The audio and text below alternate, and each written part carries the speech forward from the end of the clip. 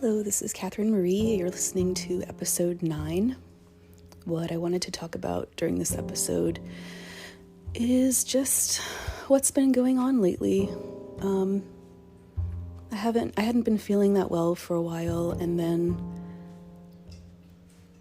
I forget which episode, but I think I did the episode in one take and then took a 4-hour nap. Because that's just how it is. And I know that you, if you are a long hauler, understand that.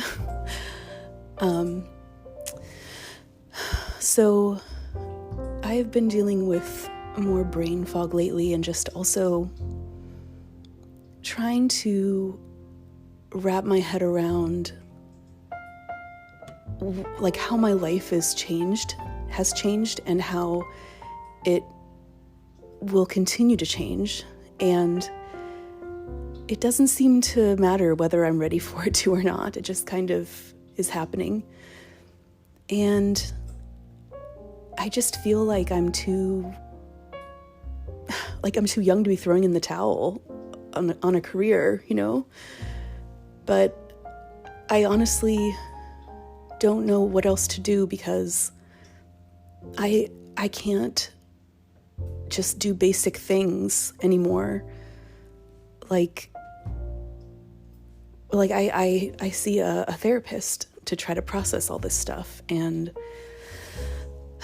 I missed the last 2 appointments. I missed them because I fell asleep.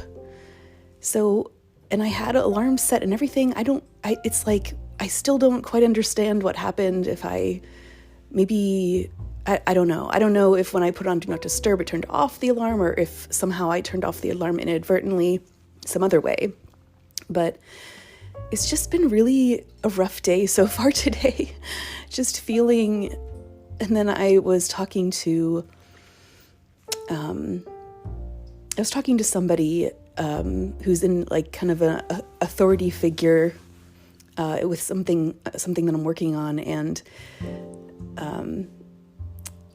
she had mentioned that I was really good at being a clinician, but one of my last projects that I worked on that I'm trying to wrap up in the next month or so, but she thought I seemed scattered a little bit, just a little disorganized, and I didn't really know what to say, but part of me wanted to say, well, I'm always like that to an extent because I have ADHD, but the level of what you were seeing was me on my medication for ADHD and with extra caffeine on top, and I still was struggling to make it through this recorded thing that we were doing.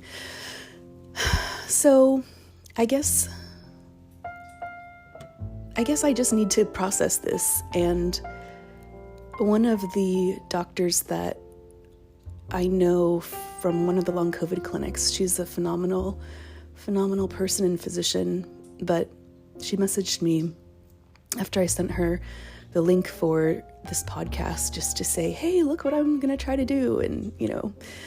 And she said something to the effect like, are you doing this with your mind or with your heart? Like, are you doing this for yourself to process, or are you trying to help other people? Because that is always what I did, was always put other people first. I think a lot of people in a lot of different jobs and in a lot of different families do that. But it's just really hard when you feel like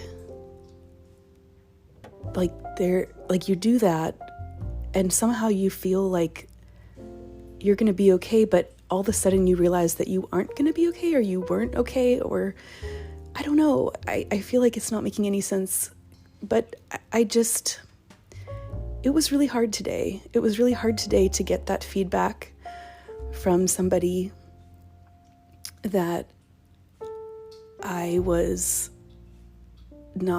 did not seem to be organized in how I was, presenting and talking and whatnot. And I tried to explain, I think that that's probably the brain fog.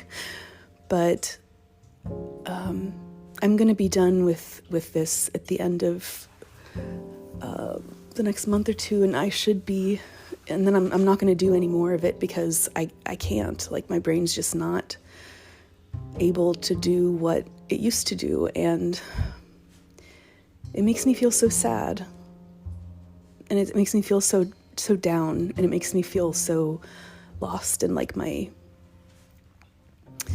identity is so just kind of up in the air, you know.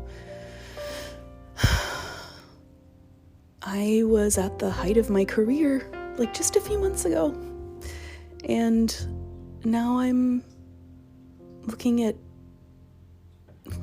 medical retirement. It just blows my mind. And I keep thinking, you know, sometimes I'll have a good day or a good hour or two, which drives you nuts, right? Because you feel like complete crap, and then you take a nap, and then you wake up and you're like, oh, okay, this is cool. And then you start to do something, and then your energy just bottoms out, and then it's just like you don't know what to expect. You are constantly having to plan your day around naps or anticipating when your energy will bottom out on you, and that you need to be home before it gets too bad. But then the downside of that is if you're very carefully curating your time so that people don't see you when you are not doing well, then they don't understand what it is that you're going through. And that is frustrating on another level because they think you're fine. And I'm not fine. And I feel ashamed that I missed 2 appointments back to back. I don't think I've ever missed an appointment before, like at least for this particular provider. And it's very rare that I do because I'm the oldest of a large family, and I have my planner, and I am really careful to not lose track of details, and which is hard having ADHD, but it's just, I made it work all these years of my life, and now my brain just does not, it just takes forever to do the simplest things. And even right now, like if you knew me in real life, you would know that I usually talk a lot faster than this. And it is almost painful to me that I have to talk this slowly so that I can make sure that I get all the words so that it sounds understandable to you. But yeah, I'm just having not a great day today. Just mental health wise, I think. I just messaged my doctor. I have an appointment with my doctor in a week and a half or something, and I just said, hey, I think I'm gonna need a med tweak because I've just been feeling really anxious. There are a lot of things up in the air. I'm working with lawyers now, and anything legal always freaks me out. And there's just so much work and so many details to put together to apply for retirement. And it's just, my brain just doesn't hold what it used to hold. And I just don't know. It's just frustrating. I guess I need to focus more on acceptance to move forward.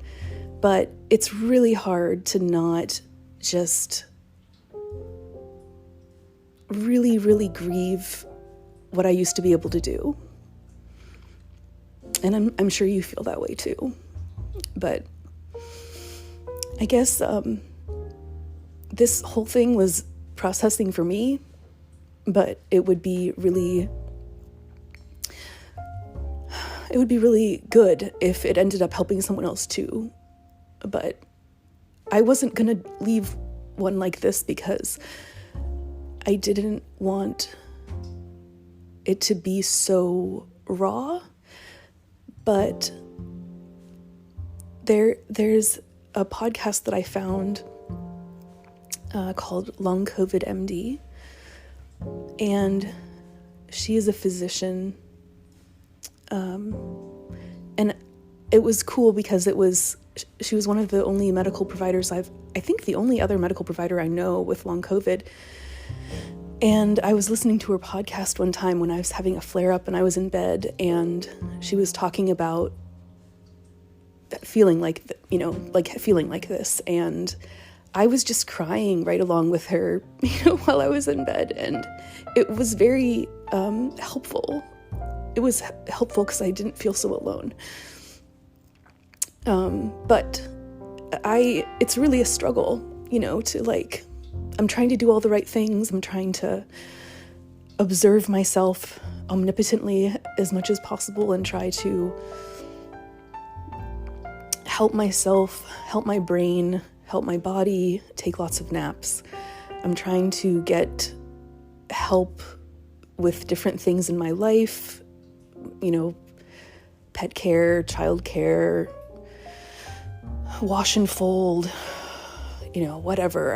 I'm trying to get help when I can, but, as you know, if you have long COVID, it's really hard to, it's really hard financially because you can't hold down a job, because even if you feel okay for 30 minutes, it doesn't matter. You can't just work 30 minutes in a day, or I don't know. And then work 30 minutes and then have to take a 3-hour nap, it's crazy. But, this podcast really helped me a couple weeks ago to start to come to terms with the concept of retiring, because when it had come up before, I told the person that was telling me about it that they were crazy. And I couldn't believe that was, yeah. So just it's taken a really, really long time for it to be something that I have even considered accepting. And now that I'm starting the process, at first it was like a relief, but now it's like another door of grief has opened. And I'm just thinking, well, if I get better, I can come back from this, I think. I can always rescind the retirement, but I don't know if I'm going to get better, And that's just really hard to not know, and to be at a time in your life where you're supposed to be thriving, and then it's all of a sudden I feel my mortality in such a strong way. And I think this is a process that everybody goes through, I think, as they age. But if you have long COVID and you get it when you're middle-aged, it's like overnight you have to process what it's like to be essentially disabled, practically overnight, and there's no warning, and you're so active before, and it's just really, really, really hard to wrap your head around it. So that's all. I kind of rambled, but thanks for listening, and we just gotta hang in there. Have a good one. Okay, we'll talk soon. Bye.